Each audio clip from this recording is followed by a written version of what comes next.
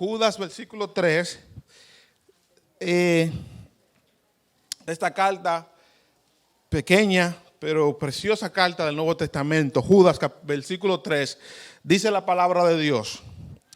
Amados, por la gran solicitud que tenía de escribiros acerca de nuestra común salvación, me ha sido necesario escribiros exhortándoos que contendáis ardientemente por la fe que ha sido una vez dada a los santos. Vamos a leerlo de nuevo. Amados, por la gran solicitud que tenía de escribiros acerca de nuestra común salvación, me ha sido necesario escribiros exhortándoos que contendáis ardientemente por la fe que ha sido una vez dada a los santos. Judas le está escribiendo a los hermanos, le dice, yo tenía gran solicitud, gran deseo de escribirles acerca de la salvación, ¿verdad? Que nos es común. Y por eso yo quise escribirle que acerca, para que ustedes contendáis ardientemente por la fe una vez dada a los santos. Esta expresión, la única aquí de Judas, la fe una vez dada a los santos. ¿Qué usted cree que quiere decir esa expresión, la fe una vez dada a los santos? Rapidito. ¿Qué es la fe cuando dice la fe una vez dada?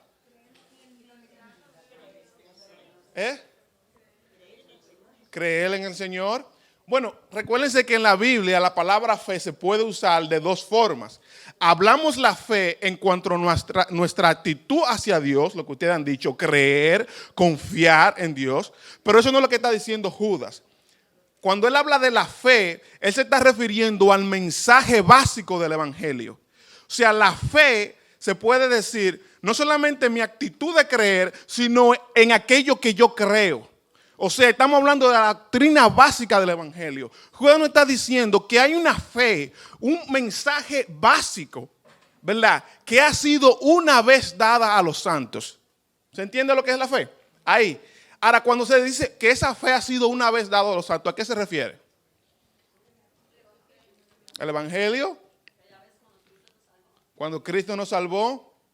Lo que nos está diciendo Judas es verdad, que Dios nos ha, por así decirlo, los santos es la iglesia, ¿verdad? Y dice, Dios en un sentido nos ha entregado un conjunto de verdades, de enseñanzas que son únicas del Evangelio, ¿verdad? Que Dios fue revelando a través de los tiempos por los profetas y como dice Hebreo, se reveló de una manera máxima, final, en su Hijo Jesucristo, ¿verdad? Y en las cartas, ¿verdad? De los apóstoles que el Señor Jesús mandó. Y entonces a través de todo ese proceso, Dios nos ha dado esa fe. Y esa fe ha sido una vez dada. En otra palabra, esa fe no cambia en el tiempo. Esa fe no dice una cosa ahora y después dice otra cosa. Es una fe eterna, es un conjunto de verdades que son fijos, que son el fundamento de nuestra creencia. Amén. Entonces Lucas nos dice, yo quiero escribirlo para que ustedes contendáis, para que ustedes estén firmes en esa fe, para que ustedes no dejen que nadie les arrebate eso, para que ustedes no dejen que nadie les distorsione eso, que nadie los engañe. Esa fe fue dada para ustedes, para la iglesia, una vez dada a los santos, una vez y para siempre. Claro, el mensaje de la palabra de Dios lo aplicamos a nuestras diferentes situaciones, a través de los tiempos, los lugares, la liturgia, por ejemplo, de la iglesia cambia, ¿verdad? El tipo de música. Hay cosas, ¿verdad?, que vamos aplicando en diferentes tiempos, pero debajo de todo eso está esa fe que ha sido una vez dada a los santos. Amén. ¿Por qué hago referencia a este versículo?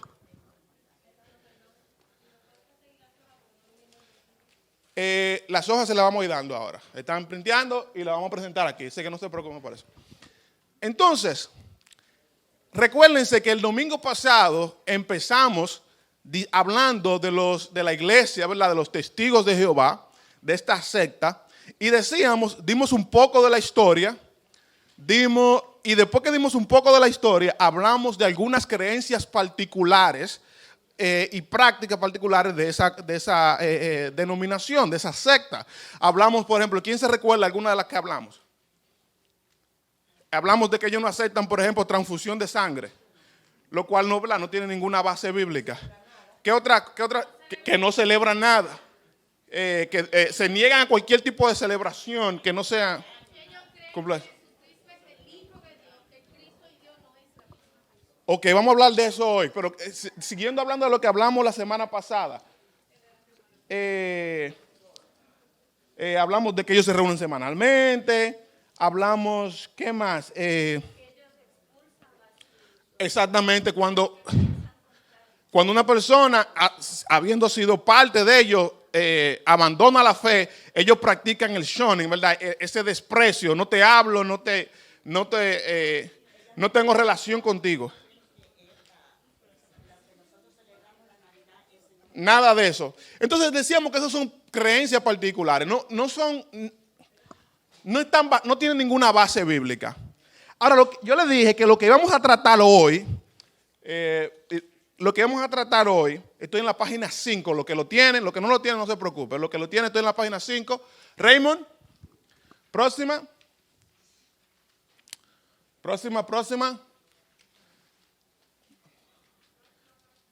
Sigue.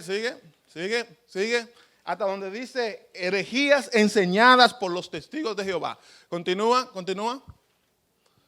Ok, esas son algunas de las creencias particulares, ¿verdad? Continúa.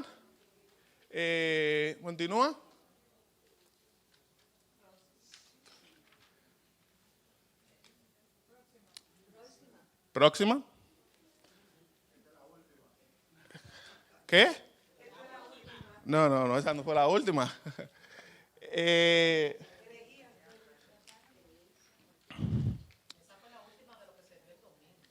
No, esa es la última de la que él tiene ahí, la presentación. Tú no tienes la presentación correcta. ¿Tú chequeaste el último email que yo mandé, que yo tengo?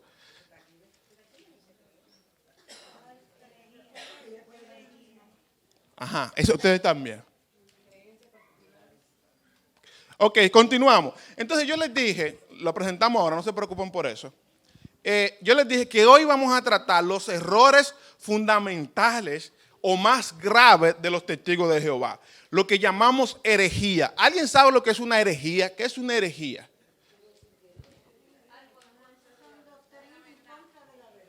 Ok, ¿qué más?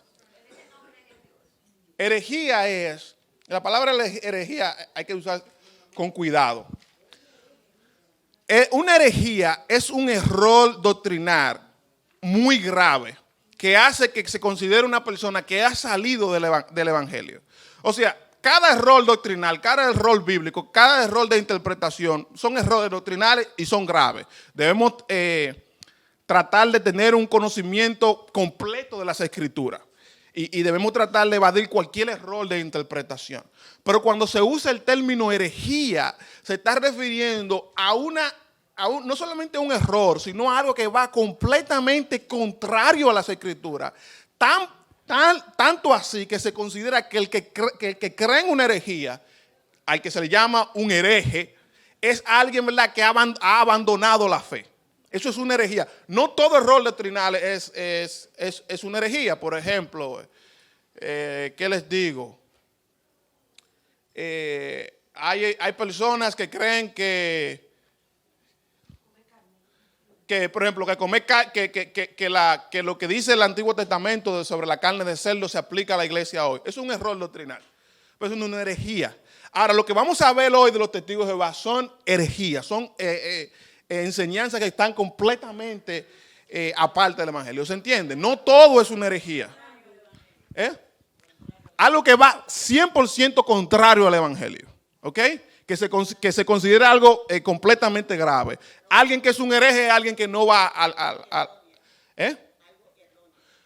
Exacto, pero lo que quiero enfatizar es erróneo a un nivel que es totalmente grave. ¿Ok? Ok, vamos a hablar de eso, pero estamos definiendo lo que es una herejía en primer lugar. Entonces, ok, hermana, me lo da de atrás para adelante. No se me desconcentren, quédense aquí, hermano. Ok, entonces, ¿qué herejías, qué enseñanzas graves enseñan los testigos de Jehová? En primer lugar, los testigos de Jehová niegan la Trinidad. Niegan la Trinidad. Estoy en la página 5, lo que tienen el material. No se preocupen, ¿ok? Si alguien no tiene, compártalo con alguien que esté al lado. Ok, página 5, herejías enseñadas por los testigos de Jehová. En primer lugar, niegan la Trinidad, lo cual quiere decir o implica, está asociado con hechos que niegan la divinidad de Jesucristo y niegan la personalidad del Espíritu Santo. Eso es una herejía. Negar la Trinidad o la idea de la Trinidad de que Dios es un ser en tres personas es una herejía. Negar que Jesucristo es divino, que Jesucristo es Dios, eso es una herejía. Negar que el... Ok, ¿cómo se sentirá el pastor? Bueno, yo... Ok, go ahead. Ok, go ahead. Ok, nadie. Ok. Go ahead.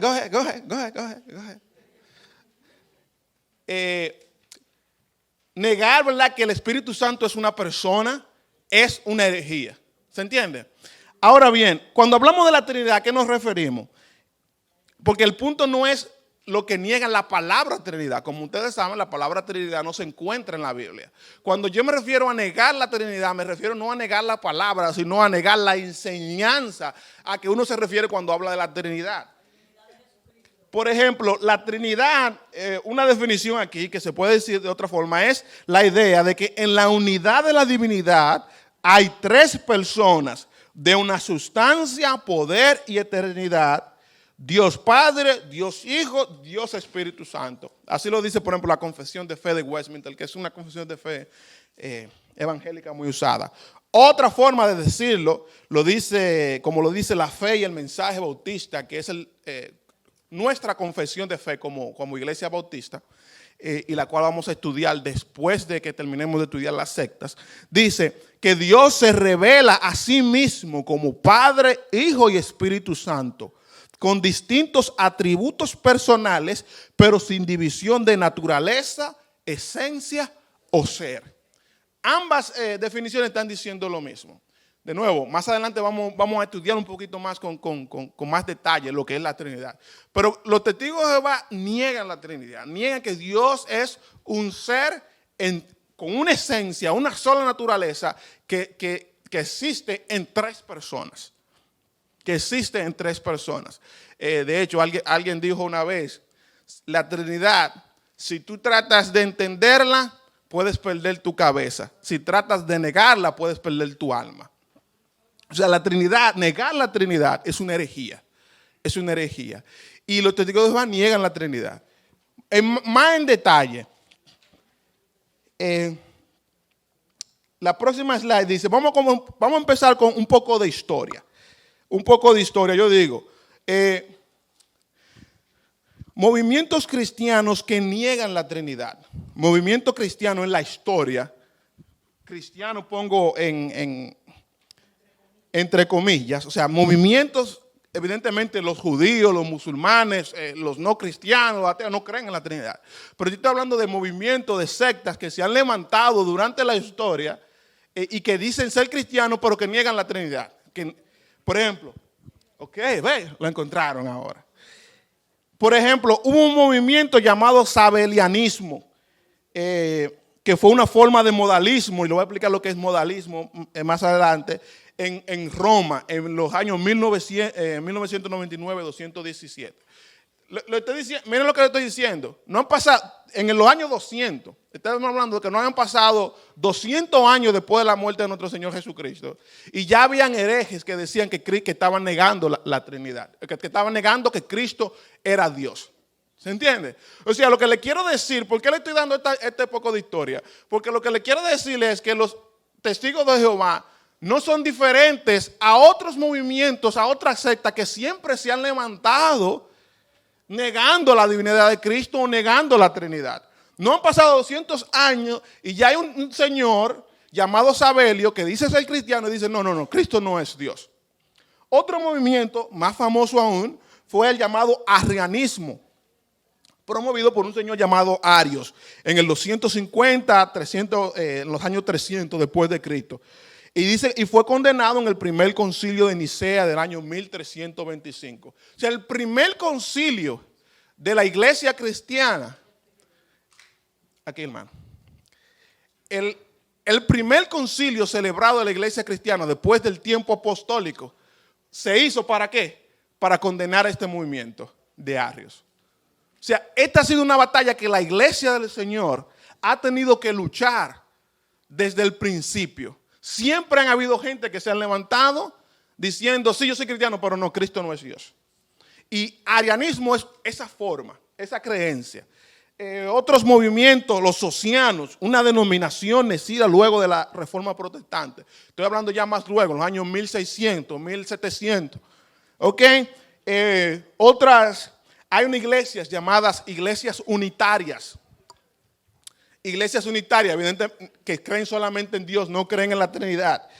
Esta tal vez les sorprenda. Iglesia Pentecostal Unida o Pentecostal del nombre de Jesucristo. Estos no son todos los pentecostales, pero hay una secta, una iglesia llamada Iglesia Pentecostales Unida, que son pentecostales en la mayor parte de sus aspectos, ¿verdad? Pero no creen en la Trinidad. No creen en la Trinidad, creen que solamente Dios, no creen que Jesucristo es Dios. ¿Ok? Otro movimiento, los mormones, muchos de los mormones no creen en la Trinidad. Y no creen en la Trinidad en el sentido que creen que Jesús es Dios, el Padre es Dios y el Espíritu Santo es Dios, pero cada uno es un Dios diferente. ¿Ok? Y muchas denominaciones liberales. ¿A qué yo llamo denominaciones de liberales? Denominaciones de liberales son denominaciones que no creen en la fe, de una manera correcta. ¿A qué me refiero? Son iglesias, y aquí en Nueva York hay muchas, que tú le ves el nombre, dice bautista, dice presbiteriana, dice pentecostal, metodista, pero cuando tú entras, realmente creen una cosa completamente contraria. No creen que la Biblia es la palabra de Dios, no creen que Jesucristo es el Hijo de Dios, creen que Jesucristo es amor y tienen un nombre que dice bautista, pentecostal, presbiteriano. ¿Ok? O sea, eso es lo que nos referimos cuando hablamos de iglesias liberales. Cuando llegué a este país, eso fue uno de los más grandes choques para mí. O sea, que tú vas a una iglesia, aquí en la ciudad de Nueva York, tú vas a una iglesia y tú ves el letrero y dice bautista, dice pentecostal y tú no sabes nada de lo que esa gente cree. Porque puede decir pentecostal, puede decir bautista, puede decir presbiteriano y creen cosas completamente contrarias a lo que creen los bautistas, creen los pentecostales, que creen los presbiterianos. Eso es así, especialmente aquí. Tú tienes que conocer la iglesia en sí, lo que ellos creen. Muchas iglesias son lo que llamamos liberales, que no creen la verdad, solamente tienen el nombre, solamente tienen la tradición, pero no realmente creen en la verdad del evangelio. Las iglesias liberales no creen en la Trinidad. ¿Ok? ¿Se entiende? Entonces, la iglesia, la próxima slide, por favor. La iglesia de los testigos de Jehová está dentro de ese aspecto. Como les digo, no son únicos en eso. Durante todos los años de la iglesia siempre han habido los que niegan la Trinidad. Siempre. Decía un historiador, las herejías se reciclan. En otras palabras, muchas de las cosas que uno ve que están enseñando cierto grupo que es completamente contrario a lo que la Biblia enseña, y uno dice, pero esto es algo nuevo. Muchas veces cuando tú te vas a la historia, tú te das cuenta que ya hubieron 20 gente más en diferentes sitios, en diferentes lugares del tiempo que creían eso. O sea, la herejía se va reciclando y la iglesia del Señor, cada generación, en cada lugar tiene que muchas veces luchar la misma batalla. Nosotros hoy día tenemos que luchar la misma batalla. El gran reformador Martín Lutero decía, la reforma no es un tiempo. La iglesia tiene que seguir siempre reformando. La reforma en cada iglesia debe ser constante. Siempre va a haber la tentación de alejarnos del mensaje del evangelio. Siempre va a haber la tentación de alejarnos de la fe una vez dada a los santos. Cada generación, nosotros no podemos contar con que hace más de 2000 años, casi 2000 años en el concilio de Nicea, la iglesia condenó el arrianismo, la creencia de que Jesús no es Dios. Nosotros no podemos confiarnos en eso. Nosotros tenemos que hoy día luchar la misma batalla. En un contexto diferente, pero tenemos que seguir luchando la misma batalla. Amén. Entonces, los testigos de Jehová son parte de esas sectas. Yo digo ahí arriba, los testigos de Jehová siguen la tradición antitrinitaria, unitaria, a diferencia de la modalista y triteísta. ¿A qué me refiero? Dentro de todos los que han negado la Trinidad en todo el mundo, han habido por lo menos 3 grupos. Hay algunos lo que llamamos modalistas. Modalista es alguien que cree que Dios es uno y que Dios se revela a sí mismo de diferentes modos. Como que Dios se pone una careta, es el Padre, después Dios es el Hijo y después Dios es el Espíritu Santo. ¿Se entiende? Pero es el mismo Dios, no es 3 personas, es el mismo Dios que se revela de modo diferente. Eso es modalismo, es una forma de negar la Trinidad. Otra forma de negar la Trinidad es el triteísmo. Decir, bueno, son 3 dioses, el Dios Padre, el Dios Hijo y el Dios Espíritu Santo. Pero estos 3 no son uno. Lo que le decía ahorita, por ejemplo, de los mormones. Son 3 dioses, o de muchos de los mormones. 3 dioses diferentes, pero no son uno. Trinidad es la idea de que son 3 personas, pero es un Dios. ¿Ok? Ha habido otra modalidad de negar la Trinidad. Y es la más común, que es la llamada unitaria. Unitaria quiere decir que creen que solamente hay un Dios, pero ese es lo que nosotros llamaríamos el Padre. Tanto Jesucristo como el Espíritu Santo o no son dioses o no son personas, pero no son, Dios es uno y es el Padre. ¿Se entiende? Son diferentes formas, las 3 niegan la Trinidad. ¿Se entiende? Pregunta, comentario. ¿Ok? Entonces, los testigos de Jehová son de los que niegan la Trinidad, pero de una manera unitaria, que dicen que solamente hay un Dios, el Padre. ¿Se recuerdan cuando hablábamos la semana pasada de que los testigos de Jehová enfatizan usar el nombre Jehová? Son los testigos de Jehová. Ellos dicen, ¿por qué hacen eso? Porque Jehová es Dios, no Jesucristo. Fíjense que en el Nuevo Testamento cuando habla se refiere a nosotros como testigos. Está hablando testigos, se usa el término testigo de Jesucristo. O sea, nosotros llevamos el evangelio de Jesucristo. ¿Ok? No, evidentemente no es que dejamos fuera al Padre ni al Espíritu Santo, pero se usa el término testigo de Jesucristo. Pero testigo de Jehová no, testigo de Jehová. Jehová es Dios, no Jesucristo. ¿Ok? ¿Se entiende? Entonces, esa es su forma de antitrinitarismo. Ellos, en primer lugar, niegan la divinidad de Cristo, o sea, niegan que Cristo es Dios. Yo tengo algunas frases de ellos. Dice, esto significa, estas son algunas citas de ellos, esto significa que Jesús es el único directamente creado por Dios.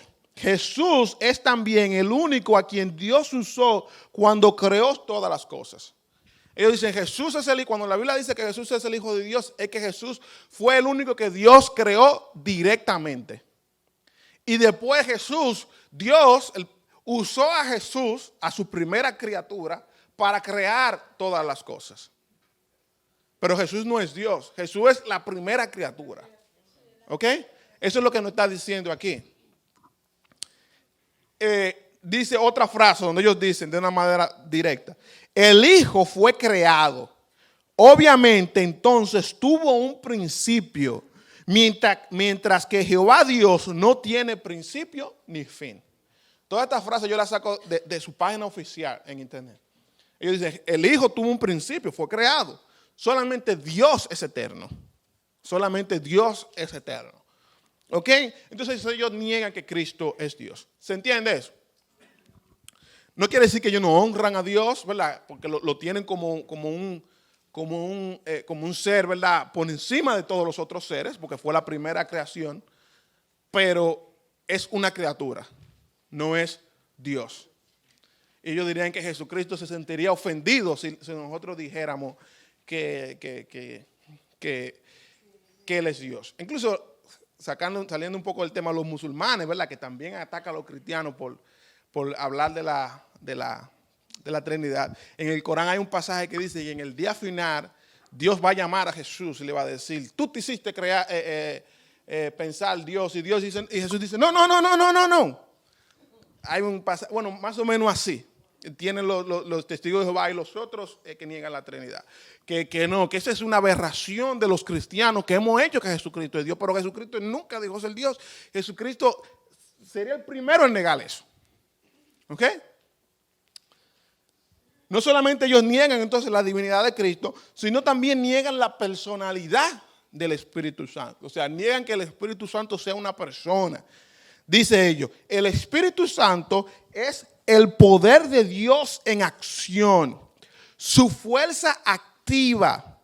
Dios envía su Espíritu mediante la proyección de su energía a cualquier lugar para cumplir su voluntad. La otra frase se me olvidó traducirla.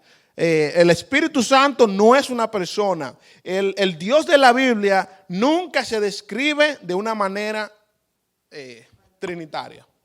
¿Ok? Entonces, con respecto al Espíritu Santo, más que negar que es divino, porque ellos dicen es divino en el sentido que es una fuerza, una energía divina, lo que ellos niegan es que sea una persona, ¿verdad? Que tenga voluntad, que tenga deseo, que enseñe, que tenga acción. No es una persona, es una fuerza, es una energía que Dios dirige a todo lugar para hacer su voluntad. ¿Ok? ¿Pregunta, comentario? Entonces, evidentemente, niegan la Trinidad, porque niegan que Jesús es Dios, niegan que que el Espíritu Santo es una persona, Dios es solamente uno, el Padre. ¿Ok? La próxima. De nuevo, al final cuando terminemos con todas las sectas, vamos a estudiar nuestra doctrina y vamos a estudiar en detalle por qué creemos en la Trinidad, por qué creemos que Jesús es Dios y de manera más detallada. Aquí simplemente yo lo que hago es que les doy algunos principios sobre por qué creemos que Jesús es Dios. Por ejemplo, dice la divinidad de Jesucristo. ¿Por qué creemos? Si alguien le preguntara, ¿por qué usted cree que Jesús es Dios? De manera clara. En primer lugar, Cristo es llamado Dios. En la Biblia se dice que Cristo es Dios. Juan 1:1 habla de que la palabra, el verbo, es Dios. Por ejemplo, Juan 20:28, Tomás ve a Jesús a quien él le había dicho, si no lo veo no creo. Y Jesús le dice, ven, toca aquí. Y Tomás dice, Señor mío y Dios mío. ¿Ok? Entonces le dice a Jesús Dios. Otro pasaje donde dice que Jesús es Dios es Tito 2:13. ¿Alguien lo puede leer rápidamente? Tito 2:13.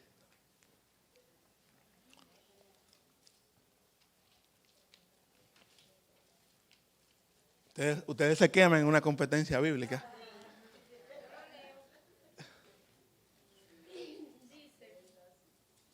Aguardando la esperanza bienaventurada, Ok. la manifestación gloriosa de nuestro gran Dios y Salvador Jesucristo. Y la manifestación gloriosa de nuestro gran Dios y Salvador Jesucristo. Entonces, en la Biblia se llama Jesús Dios. Hay otros pasajes, por ejemplo, en Romanos 9:5, también, por ejemplo, en Isaías, la profecía de Isaías, ¿verdad? Que Mateo cita, ¿verdad? Un hijo nos es nacido, ¿verdad? Y se llamará su nombre entre las cosas admirable. ¿Qué dice?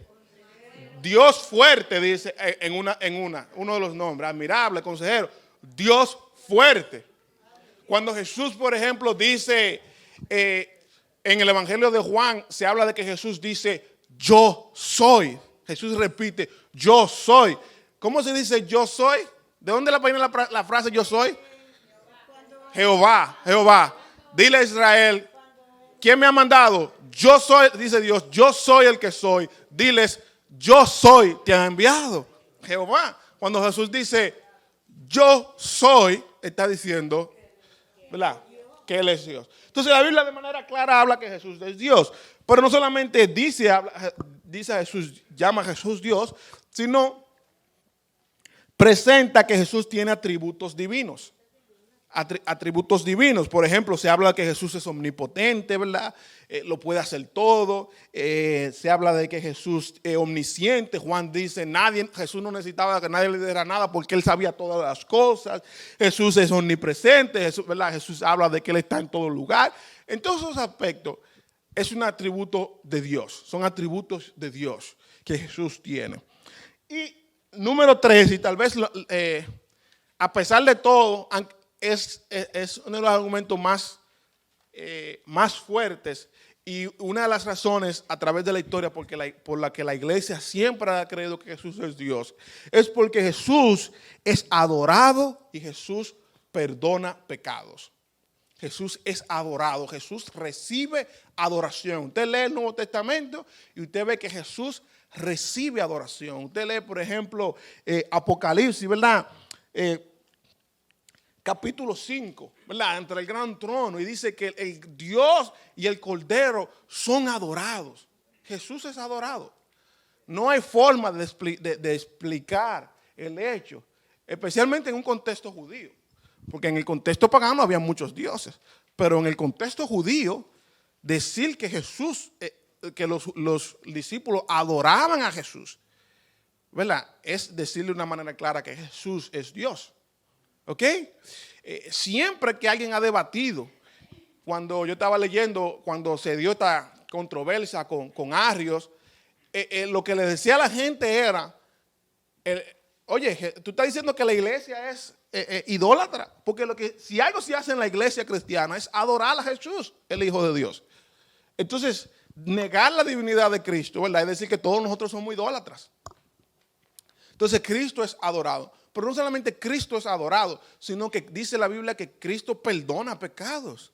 Eso es verdad. Recuérdense que los judíos se ofendían por eso, porque Jesús perdona pecados. Le dice, levántate, tu fe te ha salvado. Tus pecados son perdonados. Jesús no dice, voy a orar a Dios para que te perdones. No, Jesús perdona pecados. Jesús perdona pecados. Entonces, esa es una forma clara de ver a Jesús que es Dios. ¿Pregunta?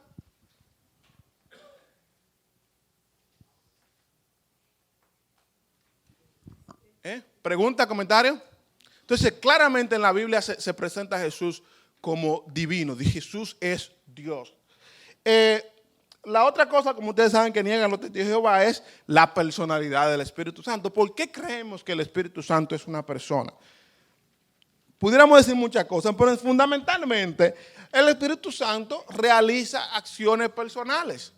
O sea, el Espíritu Santo enseña, el Espíritu Santo redarguye, el Espíritu Santo habla, el Espíritu Santo da instrucciones, el Espíritu Santo prohíbe, el Espíritu Santo intercede. Recuérdense, Romanos 8:26, el Espíritu Santo prohíbe, el Espíritu Santo reparte dones a quien quiere. El pastor está predicando de eso, ¿verdad? En 1 Corintios 12. O sea, el Espíritu Santo hace todas esas cosas. Ama, ¿ok? Entonces el Espíritu Santo es una persona, no es una fuerza, no es un espíritu. Ellos dirán, bueno, pero en la Biblia a veces se usa personificación. Personificación es yo agarrar algo, hablar de algo que no es una persona y hablar de algo como si fuera una persona, como el pecado, la sabiduría. Sí, pero eso son frases aisladas. O tú en un momento dado puedes decir, oye, este pecado me tiene dominado. Tú estás haciendo, ¿qué? Una personificación. Tú dices, la sabiduría me guió. Eso es una personificación en un momento dado. No está diciendo que esa es una persona. Pero la Biblia, cuando habla del Espíritu Santo, que hace todas estas cosas, lo hace de una manera constante, de una manera seguida, de una manera definitiva. No es en un lugar, al momento dado, que personifica al Espíritu Santo, sino que constantemente habla del Espíritu Santo como una persona. ¿Ok? ¿Preguntas? ¿Comentarios? Entonces, la Biblia enseña que Jesús es Dios, la Biblia enseña que Cristo, que el Espíritu Santo es una persona y es una persona parte, ¿verdad? De la Trinidad, es Dios también. La próxima, la Trinidad. ¿Qué conclusión? Evidentemente, el Padre es Dios. Nadie niega eso, ¿verdad? El Hijo Jesús es Dios. El Espíritu Santo también es Dios. Conclusión. Pero a pesar de eso, ¿qué dice la Biblia en Deuteronomio 6:4? Oye Israel, Jehová nuestro Dios, Jehová uno es. La Biblia enseña que el Hijo es Dios, que el Padre es Dios, que el Espíritu Santo es Dios, pero también enseña, ¿verdad? Que el Espíritu Santo, que Dios es uno. Eso es la Trinidad. O sea, la Biblia no usa el término Trinidad, la Biblia enseña lo que quiere decir la Trinidad. ¿Ok? Una frase. La Trinidad no es ilógica, irracional o contradictoria. La Trinidad es un misterio. Repito. La Trinidad no es algo ilógico, no es algo contradictorio. La Trinidad no es algo irracional. La Trinidad es un misterio. ¿Qué quiere decir un misterio? ¿Qué es un misterio? Algo que no es revelado, algo que no sabemos. Una contradicción, algo ilógico, ¿qué es? Por ejemplo, una contradicción o algo ilógico sería decir un triángulo con 4 lados. Eso es una contradicción, eso es algo ilógico, eso es algo irracional, ¿verdad? Por definición. Un cuadro redondo, eso es algo ilógico. Cuando hablamos de la Trinidad, si bien es cierto que enfatizamos que no podemos entenderlo, como le dije ahorita, como esa frase que decía, si trata de entenderla, puedes perder tu cabeza.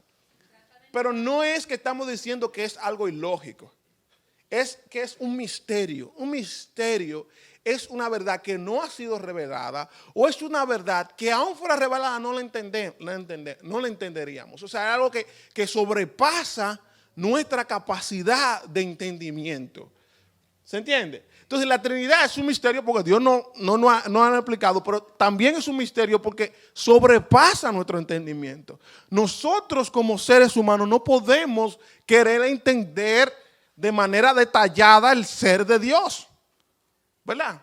Se dice en teología que Dios es conocido pero no comprendido. Nosotros podemos conocer a Dios, sabemos quién es Dios, cómo Él se ha revelado, pero no podemos comprender, ¿verdad? Dios. Es como, por ejemplo, si usted no es mecánico o mecánica, usted puede saber, conocer un carro, pero usted no entiende un carro, usted no entiende cómo funciona la combustión, usted no entiende, eso está por encima de su conocimiento. Entonces Dios es conocido, pero Dios no es comprendido en su totalidad. La Trinidad es un misterio, no es algo irracional. Evidentemente, ¿por qué es un misterio? Bueno, nosotros, cada uno de nosotros, es una persona y una esencia. Una persona y una naturaleza. Nada que nosotros conocemos es una persona en diferentes esencias o una esencia con diferentes personas. Entonces, evidentemente, nuestra mente no puede llegar a comprender eso, porque es simplemente completamente contrario a todo lo que nosotros sabemos, entendemos. Es simplemente de otro mundo. Pero no es que es irracional, no es que es ilógica, no es contradictoria. ¿Ok? ¿Se entiende? Pregunta, comentario. Hermana. No es ilógica, es lógica. O sea, cuando digo que es ilógica, no viola ninguna ley de la lógica. Por ejemplo, un triángulo con 4 lados viola la ley de la lógica.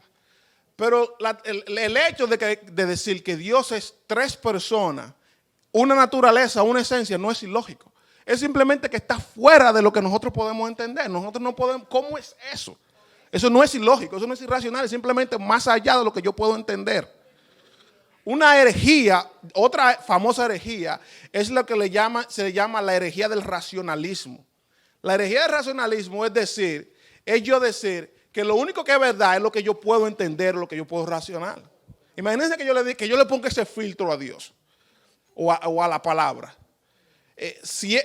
Para que sea verdad, para que yo lo acepte, para que yo lo creo, tiene que ser que yo lo pueda entender. Imagínense que usted le ponga a Dios ese filtro. O sea, Dios está por encima de eso. Eso es una herejía, decir que solamente lo que yo puedo entender o racionalizar es lo que puede ser verdad. Eso no es así. Dios nos revela cosas muchas veces que podemos entender y otras cosas que no podemos entender. Y nosotros no podemos decirle a Dios, no, mira, para que yo te crea tú tienes que saltar esta tablita. No es así. Entonces, ¿se entiende eso? Otro misterio es Cristo, ¿verdad? Cristo es 100% hombre, 100% Dios.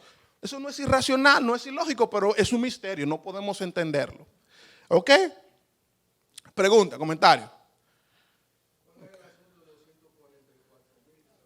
Ok. Perfecto. Él está adelantado, está adelantado. Vamos a llegar allá. ¿Alguien? Pregunta, comentario, aclaro de lo que estamos hablando ahora. ¿Ok? Seguimos. Otra herejía asociada con los testigos de Jehová. Ya hablamos de la Trinidad. De que niegan la Trinidad, niegan la divinidad de Cristo, niegan la personalidad del Espíritu Santo. Es la que tiene que ver con las traducciones que ellos hacen del Nuevo Testamento. Ustedes saben que ellos tienen una traducción llamada la traducción del Nuevo Mundo, publicada por primera vez en 1950. Esta traducción, ¿por qué es una herejía? Porque es una manera de divergir, modificar la palabra de Dios. Distorsionar, esa es la palabra que estoy buscando. O sea, cada vez que una persona, ¿qué dice Apocalipsis? Si alguien trata de quitar o agregar la palabra, eso es una herejía. Usted no puede tratar de modificar la palabra de Dios. Y lo que ellos hacen en su traducción hace eso. Vamos a hablar de eso. O sea, nosotros ninguno, la mayor parte de nosotros, ninguno hablamos hebreo, ninguno hablamos griego. Y dependemos, ¿verdad?, de traducciones de ese idioma original a nuestro idioma. Ninguna traducción es perfecta. Pero nosotros debemos tratar de buscar una traducción que se asemeje a la palabra, al idioma original. Errores en traducción se traducen en errores en doctrina. Por ejemplo, en la Reforma Protestante, una de las cosas que le prendió el bombillo a Martín Lutero fue cuando él recibió un Nuevo Testamento en griego. Porque él se había pasado la vida entera leyendo la Biblia en latín, en la versión que él tenía. Pero cuando él recibe, alguien imprime el Nuevo Testamento en el idioma original, él sabía griego. Él leyó, por ejemplo, en Mateo, en los evangelios, cuando Jesús dice, el reino arrepentido, ¿verdad? Pues el reino de los cielos se ha acercado. La traducción, perdón, hermano. Ellos no pueden hablar y cerrar la puerta. Perdón, hermano. Una de las cosas, no, ya está bien, gracias, hermano. Una de las cosas que hacía, por ejemplo, la traducción latina es que en vez de traducir arrepentidos, traducía hagan penitencia.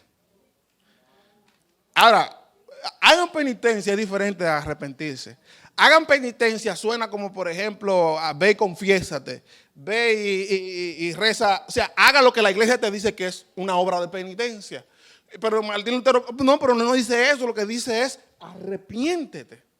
Y eso cambió completamente su forma de pensar, su doctrina.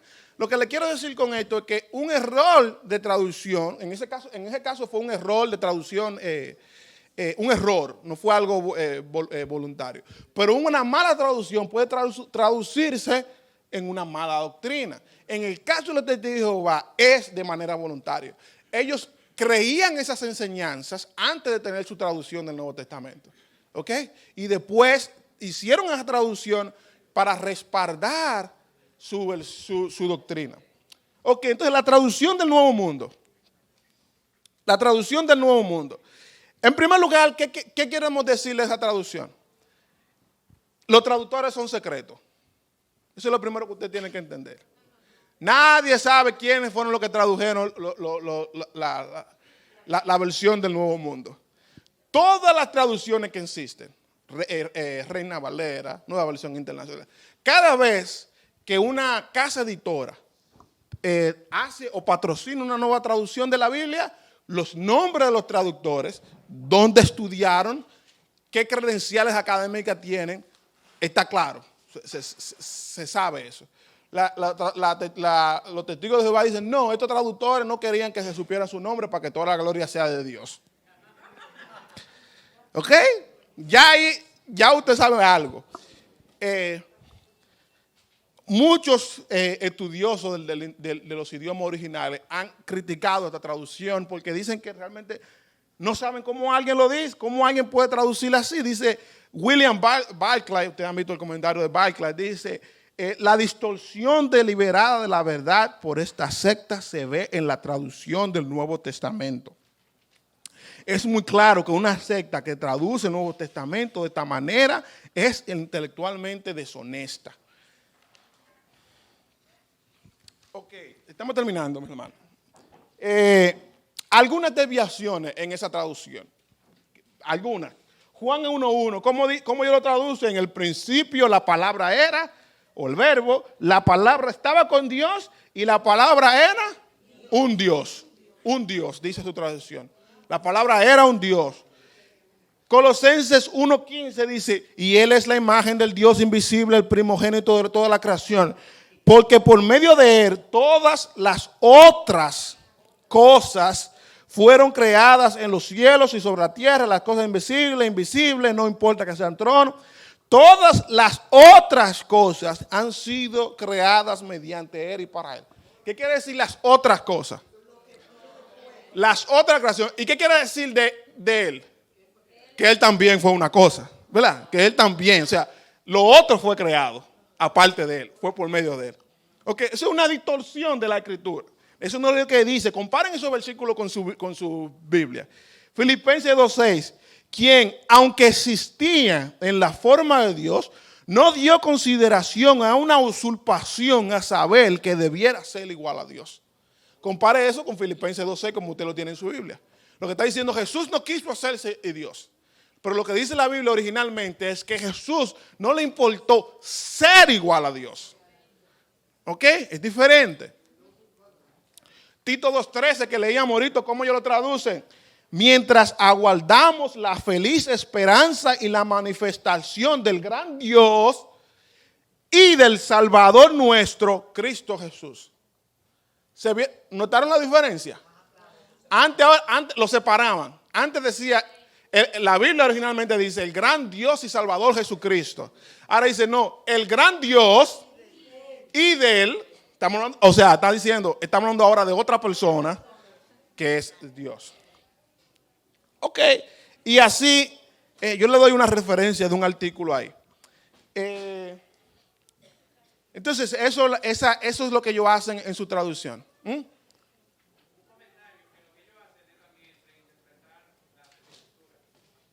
¿Cómo?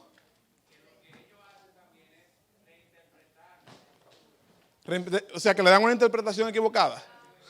Así es. Entonces, hay otros pasajes donde ellos hacen ese tipo son pequeñas desviaciones. Muchas veces es simplemente agregar una coma, agregar un artículo, cosas así, pero que cambian completamente el significado del texto. Otra herejía, ya para terminar, la salvación. ¿Qué enseñan los testigos de la salvación? La salvación, ellos dicen, como otra secta, dicen que es por gracia, que es un regalo de Dios. Se recuerdan que vimos eso con los adventistas también, ¿verdad? Dicen que es por gracia, pero en la práctica dicen que es, tú tienes que cumplirle sus mandamientos para ser salvo. Ellos dicen que van a haber 3 grupos de personas salvas. ¿Quiénes son esos 3 grupos? Los 144,000 de Juan, que habla Apocalipsis 14, que habla de que para ellos esos 144,000 son los únicos que van a ir al cielo y que van a reinar con Jesucristo. ¿Ok? Esos son los 144,000 especiales, elegidos por Dios. Hay otro grupo que ellos llaman, lo que ellos llaman las otras ovejas. O sea, ¿se recuerdan cuando Jesús dice, también tengo otras ovejas Jesús se está refiriendo a los gentiles, a los que no eran judíos. Ellos dicen, no, esos son alguna gente, esos son los cristianos normales. Entonces están los 144,000 que van a reinar con Jesucristo en el cielo, pero están la gente normal que simplemente va a vivir en la tierra. ¿Ok? Y el otro grupo, lo que ellos llaman la gran multitud, que es un grupo que tiene que ver con aquellos como quien dice que se salvan por chepa, fundamentalmente. Lo que quiere decir aquellos que no fueron testigos de Jehová, pero vivieron una buena vida y Dios le da la oportunidad de que entre. ¿Ok? Pero en sentido general es una salvación por obras, aunque dice que es por gracia. ¿Ok? Exactamente. Su propia, una traducción equivocada de la Biblia. ¿Ok? Ok, nos quedan 5 minutos, eso es todo. Eso es todo. Eso es todo, amigo. Pregunta, comentarios, rápidamente. Hermana, corto y bueno, dígamelo. Ok, ellos, exacto, dicen Jesús no es Dios. Y dicen, bueno, Jesús es un profeta o Jesús fue un gran maestro. Nos quedan 5 minutos, vamos a hacer algo especial. No se preocupe. Entonces, atiéndanme aquí, ¿ok? Atiéndanme aquí, no se me distraigan. Tengo 5 minutos. Y para concluir nuestro estudio, yo le pedí a la hermana Delia, que como ella nos dijo al principio de la clase, ella fue testigo de Jehová. Yo le pedí a ella que compartiera en 1 minuto su testimonio. Ok. Hermano, vamos a prestar atención, por favor, y no interrumpan. Permiso, hermano. Sí, yo fui testigo de Jehová desde el 1982 al 2002. Pero para la gloria y la honra del Señor, oí otra cosa porque Dios lo quiso así. Y después el pastor Otto, pobre, tuvo una batalla grande, pero aquí estoy. Porque cuando yo llegué a la iglesia, él dijo, este es un caso muy difícil y esto lo ha puesto Dios para... No lo puedo entregar a nadie, tengo una gran responsabilidad y así fue. Era una lucha, un tete a tete. Tú me dices, yo te digo y mira aquí, mira allá. Pero gracias al Señor estoy aquí. Amén. Ok. Gracias, hermano. Perdón, hermano. Entonces lo que vemos ahí es, hermanos, Dios, como el pastor siempre nos dice, Dios es poderoso, la Biblia nos enseña, ¿verdad? No hay nadie que Dios no pueda salvar, no hay nadie que Dios no pueda rescatar. Oremos por nuestros amigos, por nuestros familiares, por nuestros compañeros que son testigos de Jehová. Compartamos siempre el evangelio con amor, esperando, ¿verdad?, que Dios le conceda la salvación como se la concedió felizmente a nuestra hermana Delia y a muchos otros. ¿Ok? Amén. Que Dios le bendiga.